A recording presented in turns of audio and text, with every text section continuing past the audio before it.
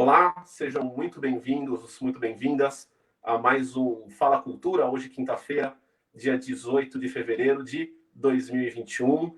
Quero começar agradecendo ao nosso presidente da nova Comissão de Cultura e Eventos da Ordem dos Advogados do Brasil, seccional de São Paulo, doutor Alexandre Luiz Mendonça Rolo, e também em nome dele mandar um abraço a você que nos acompanha nessa live de hoje. Hoje, muito especial para mim, porque a gente recebe também um grande amigo, pessoal, colega de profissão que a OAB me presenteou, o doutor Marcel Brasil. Doutor Marcel Brasil, que nos brinda hoje com uma palestra a respeito de autoritarismo e democracia.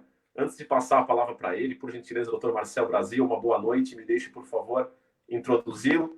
O doutor Marcel é advogado, gerente jurídico e DPO da Companhia de Seguros do Estado de São Paulo, professor universitário, doutorando em Filosofia e Teoria Geral do Direito pela Faculdade de Direito da USP, é mestre em Direito das Relações Econômicas Internacionais pela PUC de São Paulo, especialista em Direito Processual Civil e bacharel em Direito pela Universidade Presbiteriana Mackenzie. Também é presidente das comissões de Direito Constitucional e de Argumentação, Filosofia e Teoria do Direito da OAB Jabaquara Saúde. Dr. Marcel Brasil, em nome da Ordem dos Advogados do Brasil, seccional de São Paulo, gostaria mais uma vez de lhe agradecer, lhe dar as boas-vindas.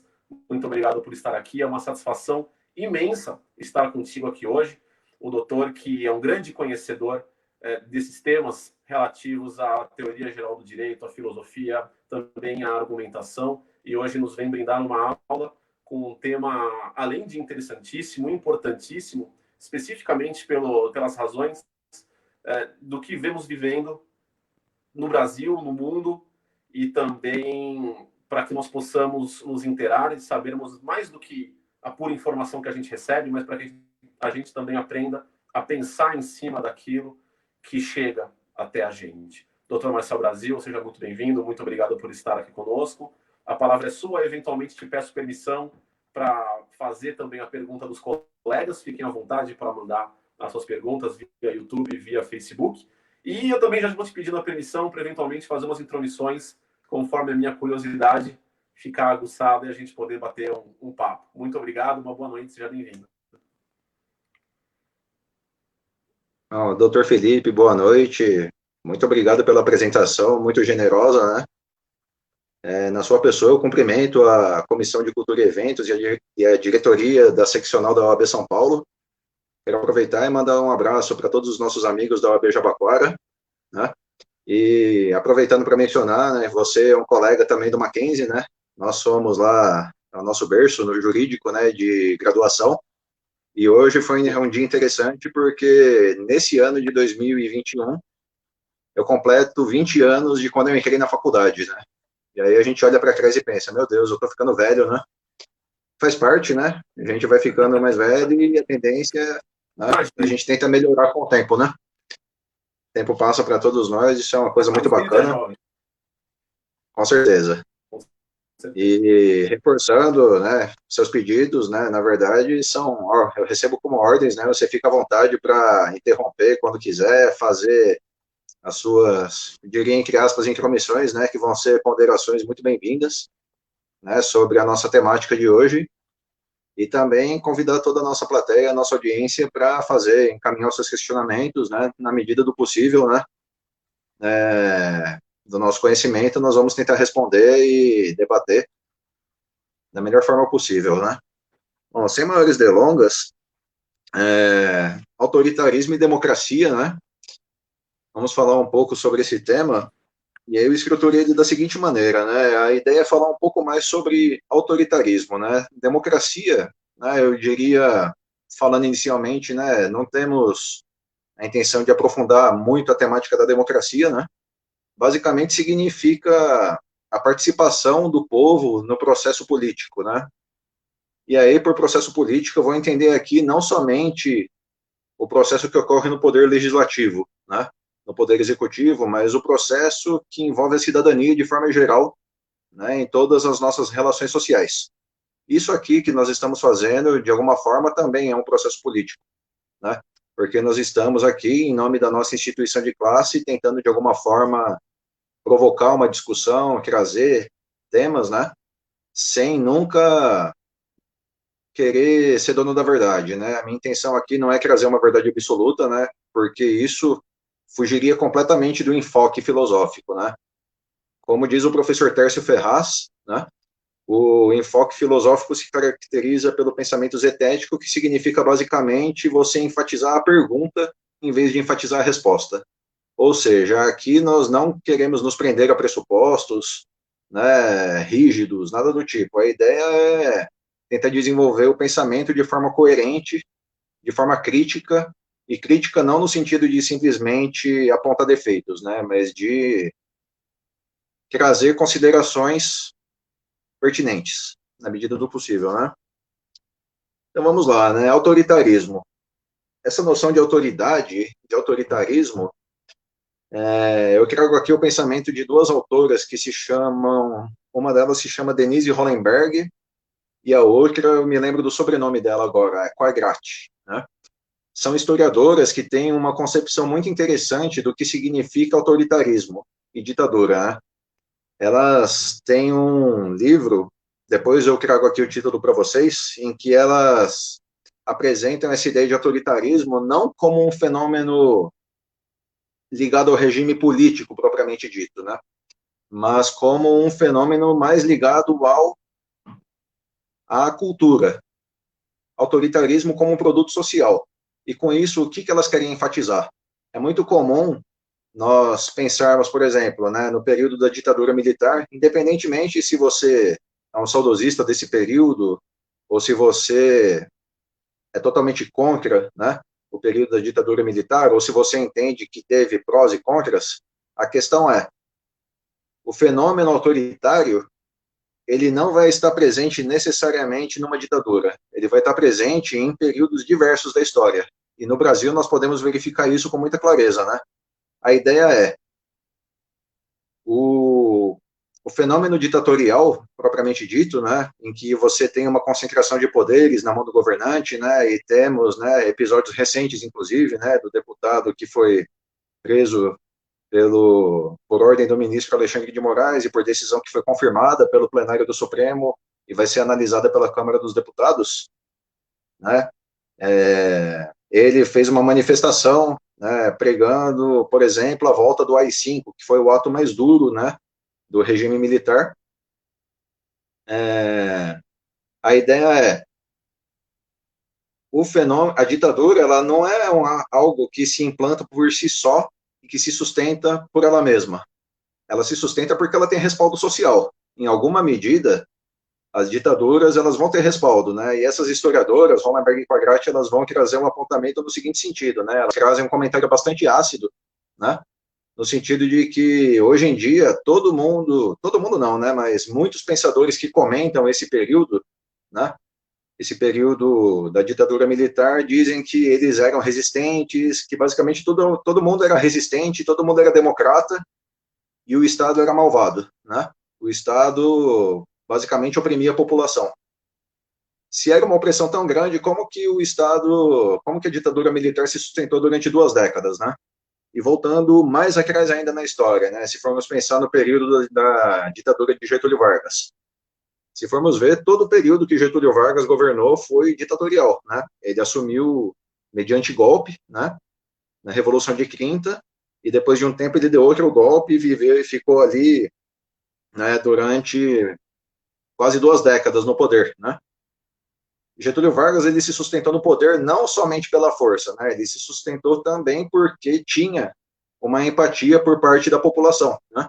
Especialmente pelos setores ligados aos interesses trabalhistas, né, dizendo de forma geral aqui, né, o sindicalismo, a gente sabe que tem uma origem muito forte ali no governo Vargas, né, a ideia geral que essas autoras trazem, né, e que eu quero expor aqui inicialmente, é de que a ditadura, o autoritarismo, ela se sustenta porque ela encontra eco, em alguma medida, na sociedade, né, e isso, né, de alguma forma eu entendo que se relaciona ao pensamento de um autor muito querido, que se chama Edgar Morin, é um filósofo que tem uma obra vastíssima, né? Ele tem diversos pontos, né, que podem ser aprofundados, mas um deles é o do pensamento complexo, né?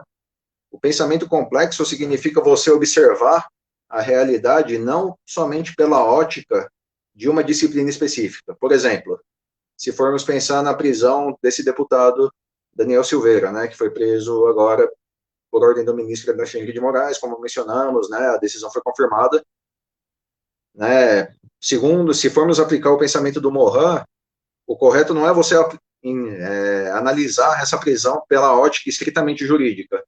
Para você compreender o fenômeno, você tem que compreender sobre à luz de óticas diversas, por exemplo, da sociologia, da psicologia, por que não da filosofia, né? E por aí vai. Um outro exemplo que as autoras mencionam, né, essas que dizem que a ditadura é um produto social. Você quer mencionar alguma coisa, Felipe? Eu queria te fazer uma pergunta, na verdade. Já fazer aqui Sim. um paralelo, né? Quando a gente fala essa questão de autoritarismo, ela é muito confundida com a questão de autoridade. E aí você acabou comentando a respeito do regime que encontrava algum apoio em virtude de, bem entre aspas, da simpatia das pessoas em alguma área da população ali, em algum pedaço da população, né? Me ajuda a entender, por gentileza, a diferenciar um pouco a autoridade do autoritarismo e me ajuda a compreender quando que a autoridade pode ser bem absorvida pela sociedade. Porque Max Weber dizia dos 3 tipos legítimos do exercício da autoridade, que é a carismática, a legal e a tradicional. Mas será que em algum ponto essa autoridade legítima não pode se transformar também em autoritarismo? Sim. Não, muito bacana a sua pergunta, Felipe. Vamos lá. Antes de entrar na resposta dessa pergunta, só fazer uma referência aqui, né, de que reconhecer essa relação entre os regimes ditatoriais e regimes autoritários e o eco que eles encontram na população não significa apoiar esses regimes, né? Você pode discordar deles e enxergar essa relação. A ideia aqui é enxergar a realidade como ela acontece efetivamente, né? Não como nós gostaríamos que ela fosse, né? Afinal de contas, acaba sendo muito mais fácil nós reduzirmos, né, a realidade a maniqueísmos, né? Mas é mais fácil, só que não é honesto intelectualmente, eu diria, né? A realidade, nós sabemos que ela é muito mais complexa, né? E entrando nessa sua questão, Felipe, aí eu vou te pedir licença para fazer uma diferenciação, primeiro, entre autoritarismo e ditadura, né? Eles são sinônimos, né? São expressões sinônimas, são expressões diferentes, né? Tudo vai depender do ponto de vista, né? A ditadura, né, no meu entendimento, segundo as minhas pesquisas, né, eu adoto a noção do Paulo Bonavides, né, naquele livro Ciência Política, em que ele define ditadura como o regime político caracterizado pela concentração de poderes, né? Então, a noção de ditadura está mais ligada ao regime político, enquanto a noção de autoritarismo ela está ligada mais a uma noção de produto social mesmo, da relação entre os governantes e os governados, né? Não quanto aos poderes em si que o representante enfeixa, né? E aí, adentrando essa noção de autoridade, nós temos aqui, né, e quero agradecer, inclusive, a toda a audiência, né, que tem a paciência de me ouvir, né, eu vou falar um pouquinho aqui, né, da evolução histórica, né, dessa noção de autoridade. E para isso eu vou usar a noção de que o Abaniano, que é um dicionarista, né, ele tem um dicionário de filosofia muito rico, né, ele dá um norte muito bacana, né, para você pesquisar diversos temas. Ele basicamente aponta que, no sentido muito amplo, autoridade significa o poder de controle sobre a liberdade das pessoas, né? E aí ele aponta doutrinas, né? Por exemplo, né, em Platão e Aristóteles você tem a doutrina da natureza. Da onde que vem esse poder, né? Essa autoridade, melhor dizendo, né? Essa autoridade vem, segundo Platão e segundo Aristóteles, vem da própria natureza. Uns são mais capazes, outros são menos capazes, né? É basicamente aquela noção bastante aristocrática mesmo, né? E aí, para quem conhece a República de Platão, né, aquela obra clássica dele, verifique isso bem, que ele divide as pessoas, né, da polis em diversas categorias, né, os guardiões, né, aqueles que vão exercer os trabalhos na cidade e os filósofos que, segundo Platão, vão ser aqueles aptos a governar, né? E aí essa é uma noção que não prospera hoje em dia, né? Mas é interessante a gente saber. Uma outra doutrina que vem posteriormente é a doutrina da divindade, né? E aqui nós remetemos àquela época do direito natural, né? Da Idade Média, do rei com aquele poder que vem de Deus, né? Ele é o representante de Deus na Terra. Ele basicamente tem o poder, tem a autoridade porque Deus quis assim. E a doutrina que prevalece hoje em dia é do consenso, né? A gente tem que perceber que nessa doutrina da natureza e nessa doutrina da divindade, pouco importa a vontade dos governados, né, dos súditos, por assim dizer. Enquanto que na doutrina do consenso, a ideia é que, de forma geral, os súditos entendem que aquela pessoa que está lá tem autoridade para governar, porque existe esse consenso. Consenso, é claro, não vai significar unanimidade, né? Afinal de contas, são, na melhor das hipóteses, milhares de pessoas que vão decidir, e na realidade vão ser milhões, e sempre vai ter muita divergência, e se formos olhar para a nossa realidade hoje, a divergência é muito acentuada, né, politicamente. O que é interessante até, um parênteses falar aqui, dessa doutrina do consenso, ela se liga muito àquilo que no direito nós chamamos de argumento de autoridade, né? Consenso, basicamente, ali no pensamento medieval, ele está ligado à aquela doutrina religiosa, né? O direito e a religião estavam muito próximos naquela época, e, basicamente, os doutrinadores se sentiam à vontade para professar uma ideia se os outros estivessem de acordo. É muito mais fácil você remar a favor da maré do que contra, né? A ideia é essa. Essa é a noção de consenso, basicamente. E entrando nessa questão, Felipe, que você perguntou, a diferença entre autoridade e autoritarismo, né? Quando que a autoridade pode, eventualmente, desembocar em autoritarismo? Tem um filósofo que chama Gadamer, ele tem um apontamento muito interessante, tentando resgatar essa noção de autoridade, apontando que, segundo Gadamer, essa autoridade, ela não precisa ser obedecida cegamente. Por exemplo, se alguém me dá uma ordem, vamos supor, eu como gestor, né, de um departamento jurídico de uma empresa, eu recebo uma ordem do meu presidente para adotar determinada postura em relação aos meus processos, aos processos da companhia que eu cuido, e eu posso agir de duas formas, né? Eu posso receber essa ordem de duas formas, né? Eu falo, bom, eu vou obedecer porque manda quem pode e obedece quem tem juízo, né? Apesar de eu discordar dessa ordem, né? Eu tento convencê-lo e o meu presidente eventualmente pode falar, Marcelo, a questão aqui não está sendo discutida, né? A ideia não é essa decisão não é sua, você vai simplesmente operacionalizar. E eu posso receber mal essa ordem, porque, né, vamos supor, uma pessoa dotada de senso crítico, eu entendo que aquela ordem é ruim, mas eu sei que ela decorre da autoridade do momento. Nessa concepção do Gadamer, se eu recebo essa ordem se eu não recebo bem, né, se essa ordem para mim não é uma ordem inteligente, ela vai ser uma ordem autoritária. Vai ser o contrário se essa ordem for dada para mim mediante convencimento, né? Se essa ordem for dada de forma a que eu seja convencido, né? Eu posso eventualmente discordar no começo, aí eu exponho as minhas razões e o meu presidente fala, Marcelo, a ordem aqui é a mais correta, essa postura tem que ser adotada por conta de tais, tais e quais razões. E ele me convence e fala, puxa, realmente, né? Ele tem um ponto de vista que eu não tinha a visão, né? Eu vendo aqui pela ótica do departamento, só que eu cuido, parecia não fazer sentido, mas do ponto de vista macro, né? De governança da empresa, faz todo sentido. E aí, essa seria uma ordem revestida de autoridade legítima, segundo essa concepção do Gadamer, né? Então, nessa concepção, autoridade, uma decisão dotada de autoridade é aquela que convence aquele que recebe a ordem, né? Enquanto a decisão autoritária é aquela que meramente se impõe, né? Não sei se a minha resposta ajuda, Felipe. Ajuda bastante. Mas aí eu tenho uma outra dúvida, uma questão que talvez vá um pouco além.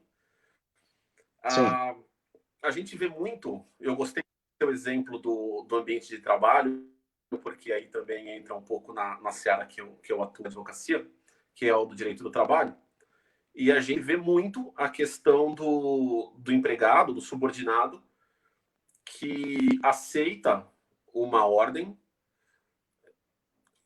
Eu não sei se naquele momento existe um temor para que ele cumpra aquilo, mas às vezes ele cumpre as ordens de uma forma tão cega, sem pensar, que ele vai receber aquilo, ele vai executar, e quando forem perguntar para ele, ele vai falar: o meu chefe mandou, porque afinal de contas, o chefe, naquele momento, se eu estou usando a palavra errada nesse momento, o chefe naquele momento era quem sabe o que é o melhor para a empresa, sabe qual que é a melhor conduta, enfim. E muitas vezes no Poder Judiciário a gente vê processos nos quais se argumenta que um funcionário tomou uma conduta que tinha tomado, e a argumentação é essa: mas eu estava cumprindo ordem, eu fiz o que meu chefe mandou, eu fiz o que assim, se acreditava que era melhor para a empresa.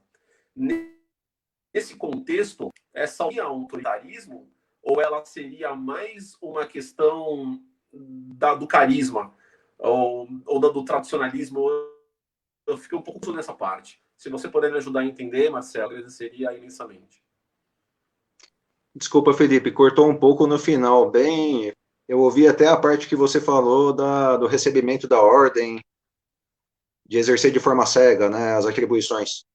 Às vezes eles.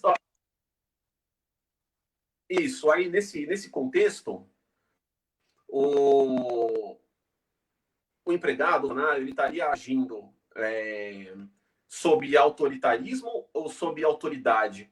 Uma autoridade carismática, talvez, ou mesmo racional, já que é uma relação de subordinado superior hierárquico, enfim. Como se daria essa relação? E eu não sei, na minha opinião, acaba sendo bastante difícil de separar. Sim, sim. Olha, Felipe, pensando agora aqui, essa pergunta é muito bacana, né? É bem interessante mesmo, tá me fazendo fritar aqui a cabeça. Pensando assim, sob essa ótica do Gadamer, eu entendo que para você poder falar numa decisão autoritária ou uma decisão de autoridade, né? Uma decisão bem recebida ou uma decisão meramente imposta, eu acredito que estaria mais próximo de uma decisão autoritária, porque, de acordo com essa concepção, né, para você caracterizar uma decisão de tal ou qual forma, você precisa enxergar o ânimos, né, a psique daquele que está recebendo a ordem, né? E aí, se o indivíduo ele está cumprindo meramente de forma cega, né, de forma meramente autômata, né, cumprindo por cumprir, fazendo as atividades ali de forma rotineira, né, que nem no filme do Chaplin, né, o apertador de parafusos, de porcas ali, aquela coisa toda, eu acho que estaria um pouco mais próximo do autoritarismo, né, porque não tem, na verdade, né, não, acredito que não estaria próximo de nenhum dos dois, precisaria pensar numa outra categoria para enquadrar, porque nesse caso, o trabalhador ele não está nem Porque, refletindo, né? Nesse sim, seu exemplo é é que isso, né, Felipe? a Ele não gente está vai nem se refletindo pensar. para executar a ordem. Exatamente. Porque quando a gente pensa nesse tipo de assunto, a gente acaba pensando em situações extremas. Então, um empregador, né, o superior hierárquico, que determina que o seu subordinado descumpra a lei ou pratique uma ilegalidade, pratique um crime, etc, etc. Nesse caso, eu acredito que não tenha nem o que discutir se o subordinado cumpre aquela ordem, é uma questão autoritária, porque senão, de todo modo, mesmo sabendo legal, ele vai perder o emprego e daí tem consequências nefastas para a própria vida, enfim, etc. Mas muitas vezes o ato solicitado, a determinação, ela não é ilegal, mas muitas vezes ela fere a ética ou ela fere a moral. E aí a gente entra talvez aí num campo bastante subjetivo, no qual é difícil a gente falar, porque como o doutor mesmo comentou, é necessário a gente verificar qual que é o ânimo, tanto de quem está dando a ordem, quanto de quem está cumprindo essa ordem, se sabe que é imoral, antiético, enfim, ou se não se sabe. Então, eu concordo contigo, acho que acaba ficando meio que no limbo. Antes de eu te devolver a palavra, eu queria cumprimentar o doutor Jason Judson de Oliveira, que está acompanhando a gente, grande amigo também do OAB de Jabaquara. Um forte abraço, doutor Jason. O doutor mandou uma mensagem antes, cumprimentando a doutora Maíra. Se você entrou aqui pensando que não ia ver a doutora Maíra entrevistando o doutor Marcel, sinto muito em desapontá-los. A doutora Maíra precisou fazer uma viagem, o voo dela saía justamente na hora aqui do evento, então eu tive que vir substituí-la. Certamente há uma grande perda sem a doutora Maíra aqui, mas fica aí meus cumprimentos também, o meu abraço. Obrigado, doutor Jason, e a todo mundo aí da OAB do Jabaquara. Doutor Marcelo, volto a palavra para o doutor. Aproveitar, cumprimentar também o Jason, né, um grande amigo da OAB Jabaquara, né, vice-presidente da Comissão de Argumentação, Filosofia e Teoria do Direito, né, que eu tenho a honra de presidir. Muito obrigado pela sua presença, Jason, é muito importante.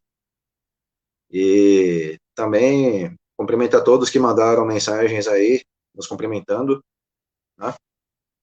E indo um pouco além nessa questão do autoritarismo, eu gostaria de falar um pouco sobre a relação entre autoritarismo e censura, né? E isso é um tema que me agrada muito, né? Ele tem uma relação direta, né, com a pesquisa no doutorado que eu estou cursando, né? Vamos pensar nessa noção de autoritarismo, né, como essa ordem recebida de forma ruim, né, por assim dizer, né, dizendo aqui com palavras mais simples, né, essa ordem mal recebida, né, recebida de má vontade por parte do destinatário.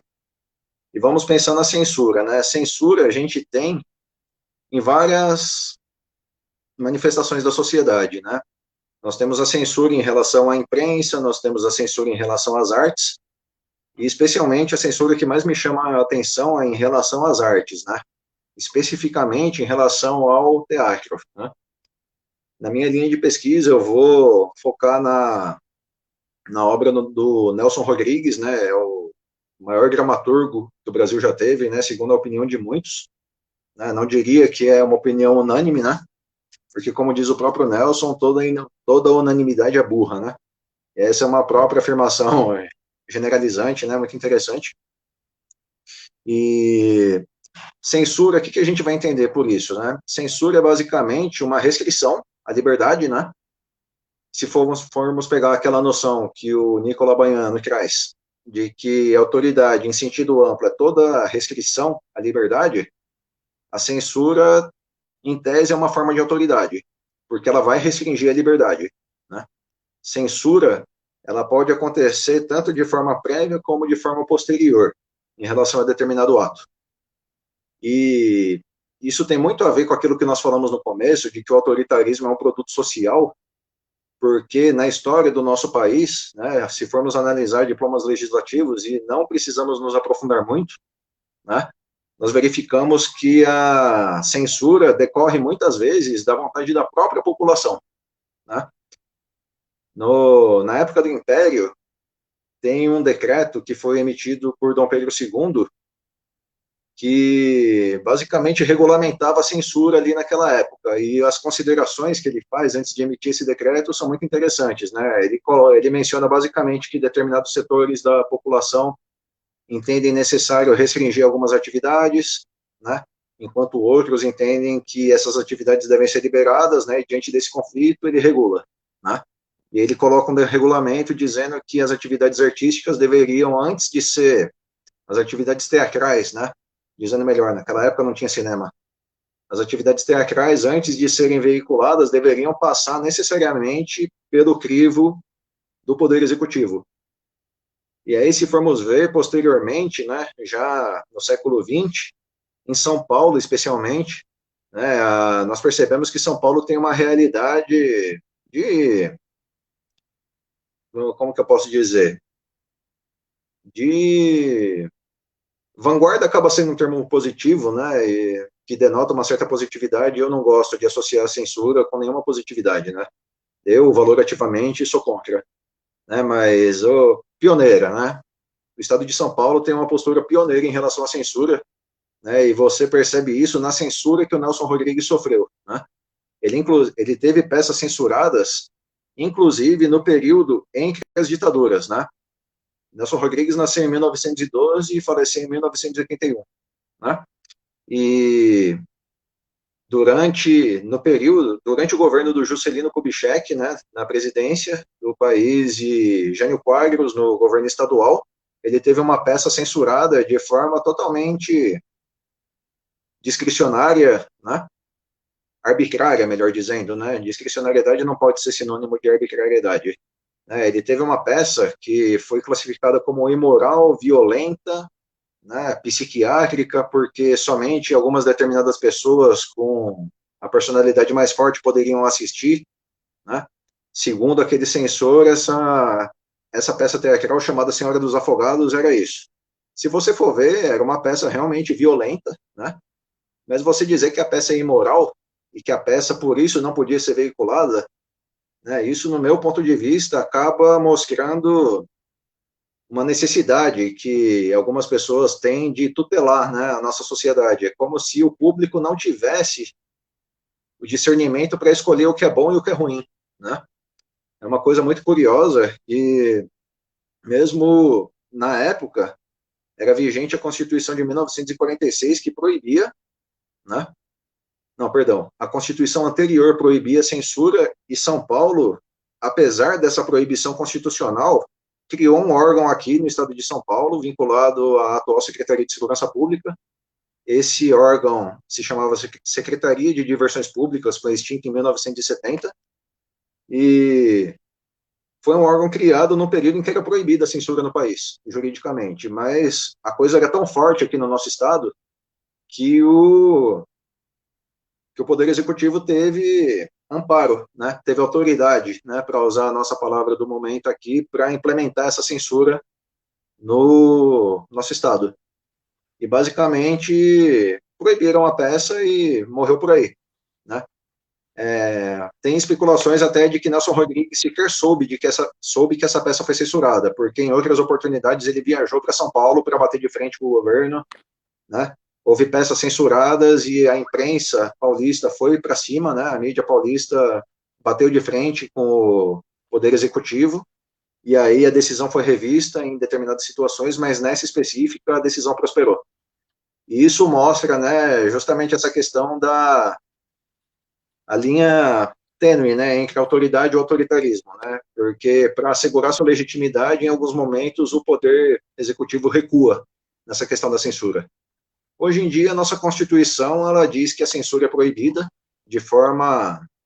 A nossa Constituição diz, né, eu estou dizendo o texto da Constituição, não estou dizendo o que acontece na realidade. Ela acontece de forma expressa, né? Basicamente, todos são livres para falar o que quiserem, mas são responsáveis pela sua fala, né? Basicamente, se eu, por aqui, em algum momento, né, começar a xingar, né, me manifestar de forma a atacar a imagem, atacar a honra de alguma pessoa aqui nessa manifestação, eu sou livre para fazer isso.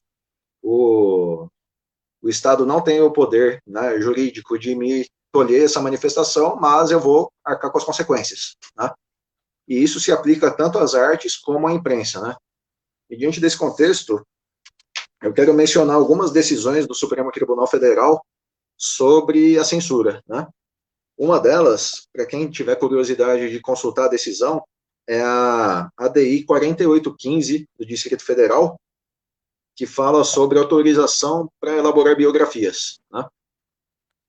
Essa decisão dispensou a autorização, né, da pessoa biografada. Vamos supor que eu queira fazer a biografia do Dr. Felipe Bar, né? Eu não vou precisar da autorização dele para fazer essa biografia. Eu vou simplesmente escrever e vou publicar, independentemente da vontade dele, porque seria uma forma de censura na visão do Supremo Tribunal Federal você condicionar essa publicação da biografia à autorização, ainda que sejam informações da pessoa.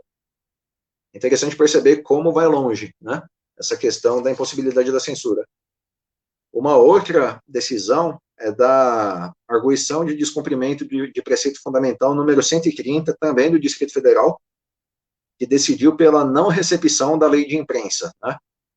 Todos nós sabemos, né, que a lei essa lei de imprensa ela foi elaborada no período militar e ela basicamente previa mecanismos para tolher a liberdade jornalística, né, para proibir determinadas manifestações.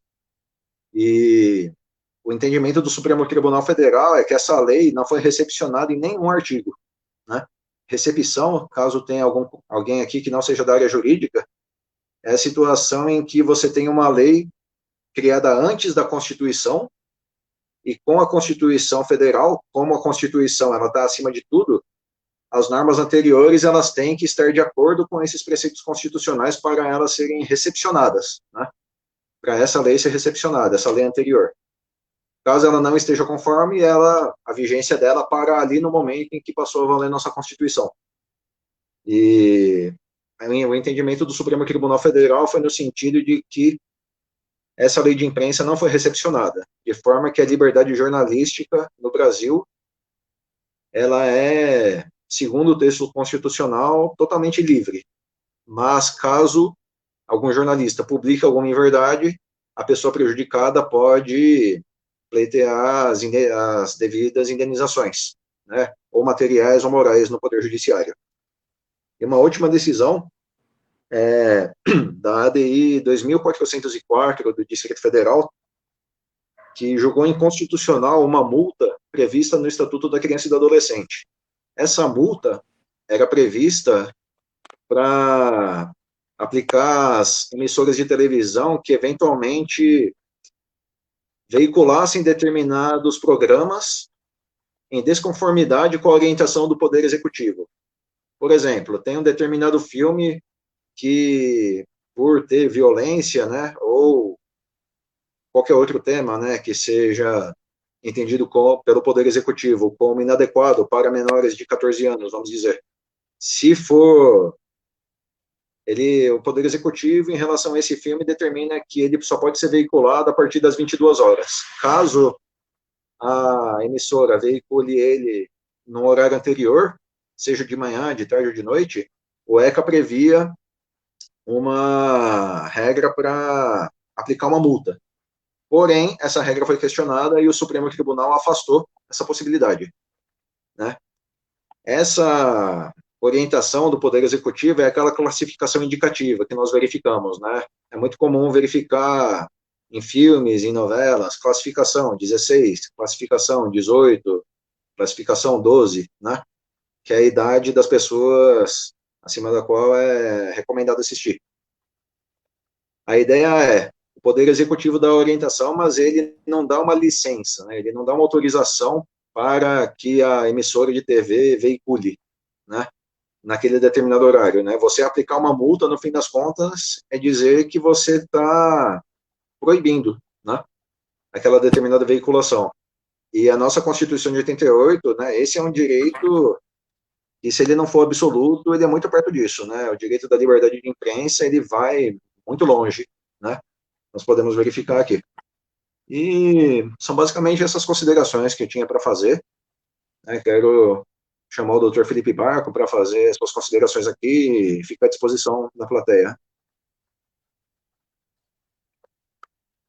Não, interessantíssimo esse tema, doutor Marcel. E eu acredito que o pessoal que está assistindo a gente também esteja com esse pensamento.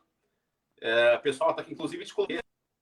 Então, antes de passar uma pergunta para o doutor, quero um abraço também para o doutor Tiago Bastos, que está nos assistindo, grande amigo também do AB do Jabaquara. Satisfação imensa ter o doutor aqui. Doutor Tiago, sinta-se abraçado. Muito obrigado.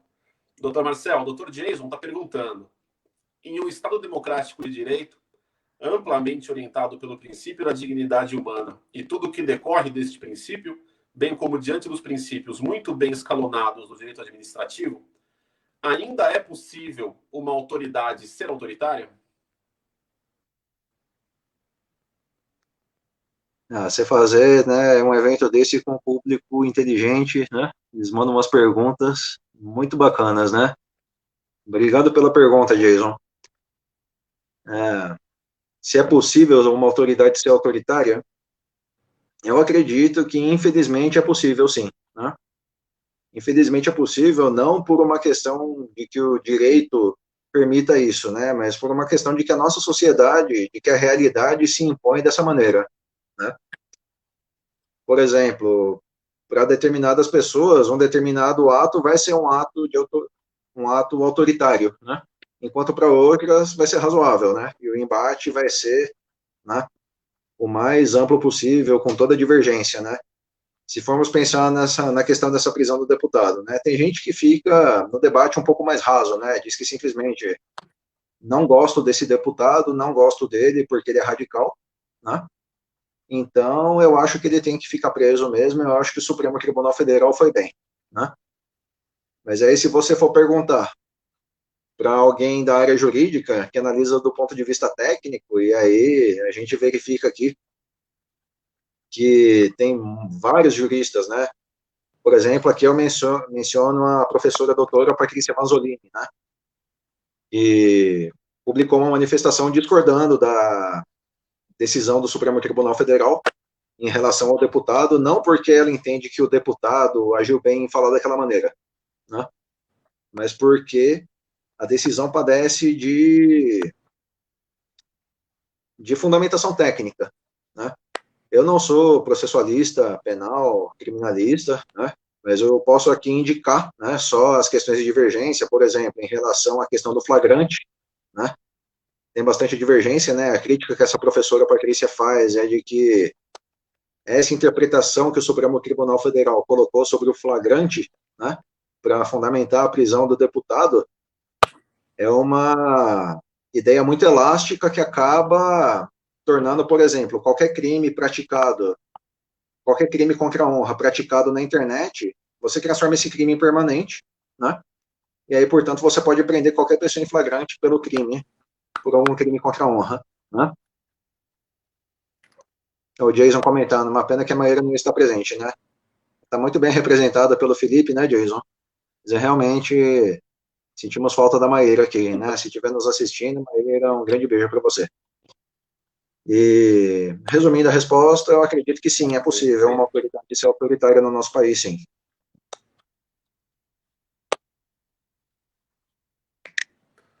Quero também, então, cumprimentar as doutoras Maria Moraes, Jane Santana, que estão acompanhando a gente aqui também, elogiando a palestra. Mais uma pergunta, doutor Marcelo.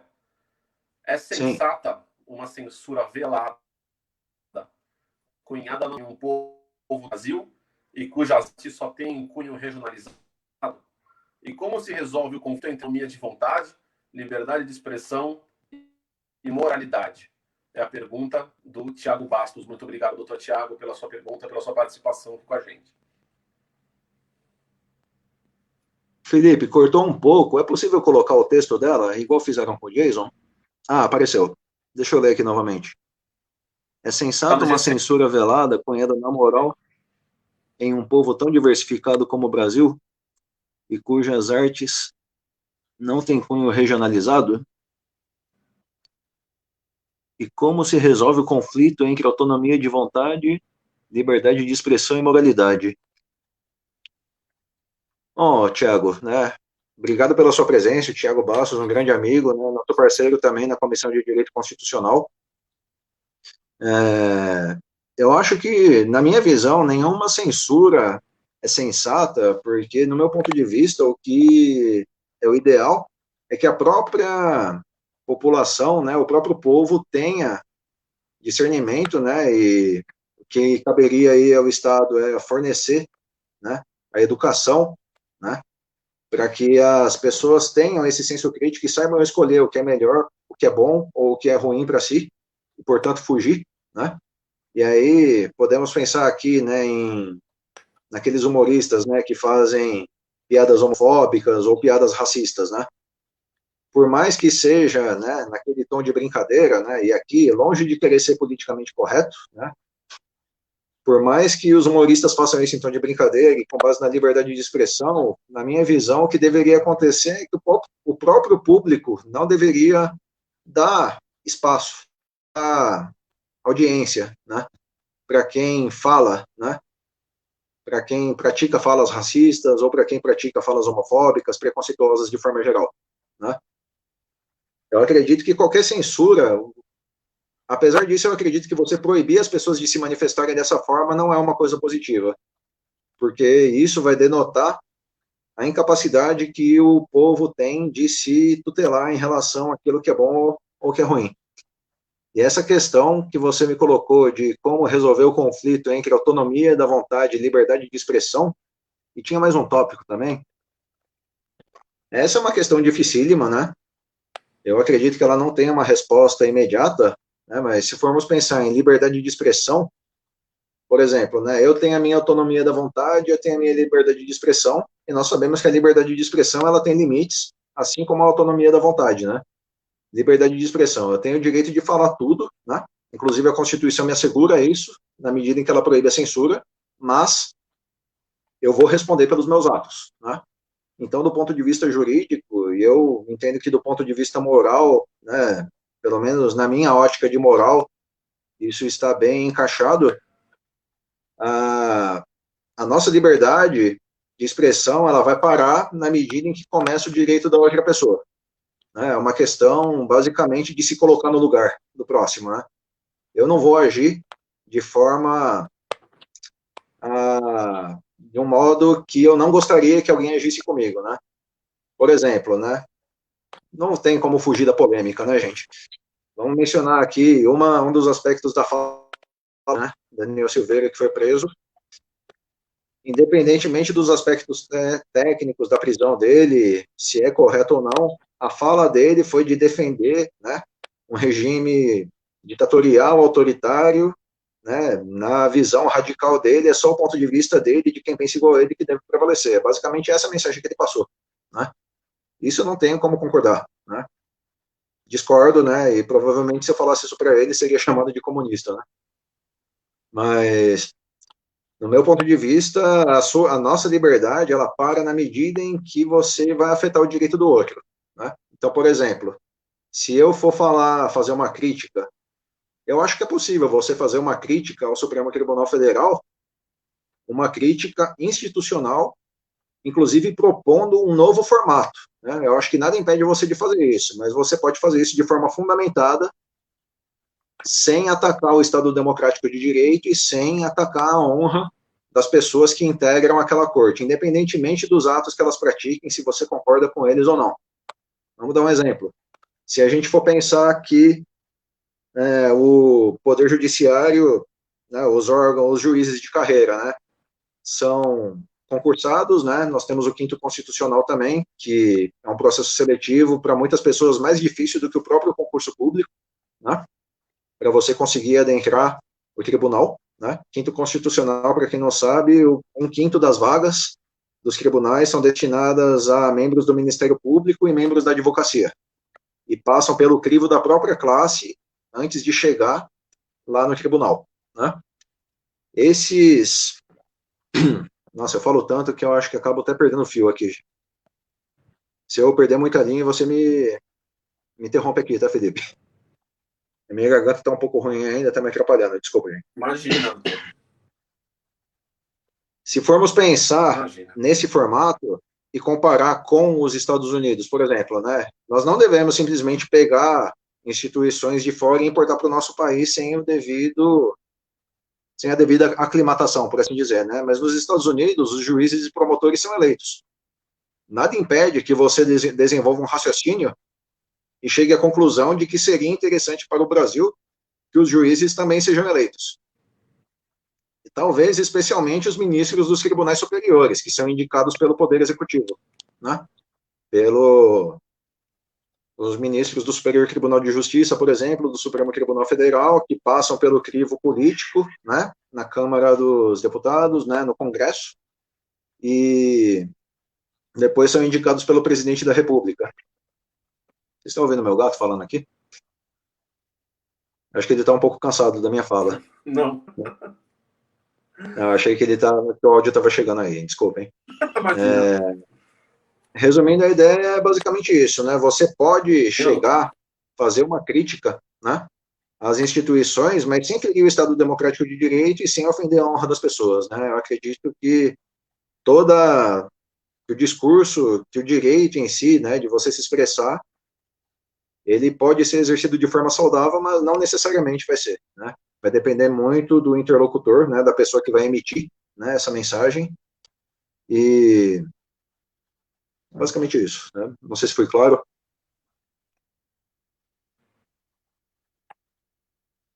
Muito, doutor. Obrigado mais uma vez pelas suas considerações. Queria cumprimentar aqui o doutor também, Júlio Alexandre, que menciona que quando há crime na fala, não há meio termo e não tem em cima do muro. E também lembra que o ministro Fachin entrou pelo quinto constitucional. O doutor Jason comentou que, em relação à pergunta anterior a respeito de uma autoridade ser autoritária, o ponto residiria na definição de autoritarismo, na delimitação de conduta autoritária e as balizas a qual essa conduta deve se amoldar. São os comentários do Dr. Jason. Muito obrigado, Dr. Jason, também pela sua participação. Muito bem colocado. Live é sempre isso, sempre tem um gato para aparecer, né? Aqui em casa eu tenho 4. Aí de vez em quando eles começam a falar durante a nossa conversa também. O Dr. Júlio Alexandre fazendo uma colocação. Com certeza. O resumo é que expressar a opinião é legítimo. Sim, concordo. Agredir e declarar ofensas e agitar golpe é crime, né? Sim, né? Nós temos lá a Lei de Segurança Nacional, não me lembro da redação exata dela, mas realmente o deputado andou muito mal nessa fala dele, né? Pelo menos do meu ponto de vista, né?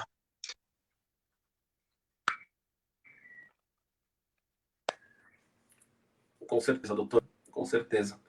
Doutor Marcel Brasil, muito obrigado. Por favor, então, faça aí suas considerações finais, aquilo que eventualmente a gente esquece de falar no meio da nossa apresentação, seus cumprimentos, para que a gente possa encaminhar para o final da nossa palestra, infelizmente, mais uma vez agradecendo a sua presença, aceite do seu convite de estar aqui hoje, e desde já também agradecendo a você que está nos assistindo e convidando desde já o doutor Marcelo Brasil, se ele quiser voltar, a porta está aberta, e para poder nos dar mais uma aula acerca de temas sempre tão importantes, tão caros à advocacia e também à cidadania.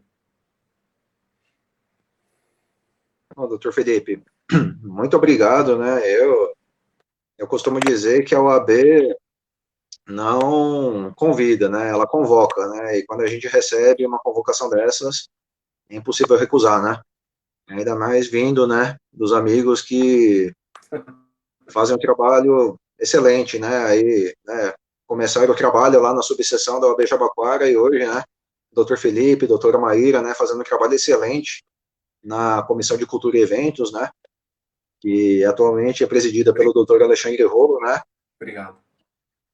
Pelo que eu acompanho da Comissão de Cultura e Eventos, eu acho que esse é o período mais ativo que ela teve, né, nos últimos tempos, né, muitos eventos, inclusive durante esse período difícil que nós estamos passando, né, de pandemia, de isolamento, né, essa dificuldade toda que nós temos, né, de fazer os eventos, e eu quero só fazer umas considerações, quero convidar todos aqui a seguirem as nossas páginas nas redes sociais, né, agora há pouco passou aí, né, a página da Comissão de Argumentação, Filosofia e Teoria do Direito e também da Comissão de Direito Constitucional, né, nós estamos no Facebook, estamos no Instagram, né, eu tenho o meu canal no YouTube em que as palestras que nós fazemos online por essas comissões, né, com a devida autorização da OAB, claro, nós fazemos o download, né, dessas palestras e subimos lá no canal, colocamos os devidos créditos aos palestrantes, à Comissão de Cultura e Eventos, lá vocês podem assistir, né, ali vocês podem buscar como Marcel Brasil,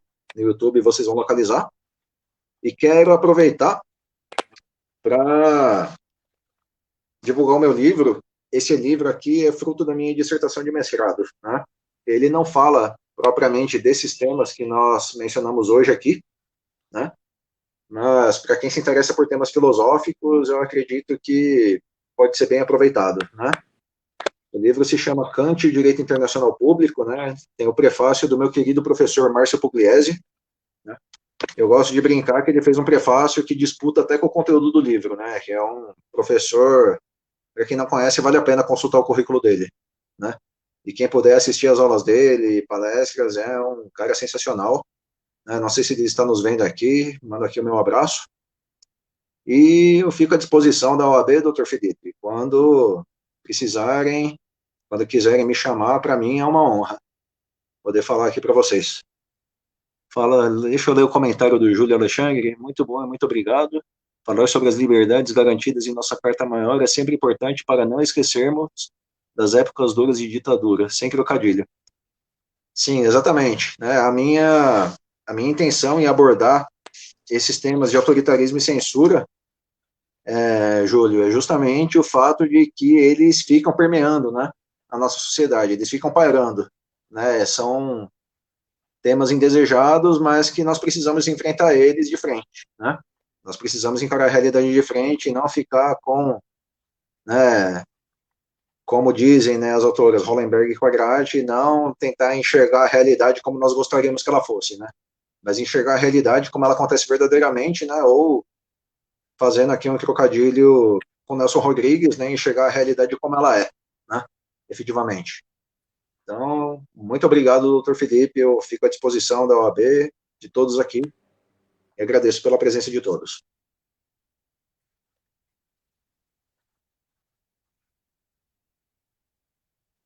Uma vez, muito obrigado pela sua presença, pela sua aula, por ter aqui a disponibilidade de responder não só as minhas curiosidades, os meus questionamentos, mas também os questionamentos de quem nos assiste, muito gentilmente também nos cede o tempo e a audiência.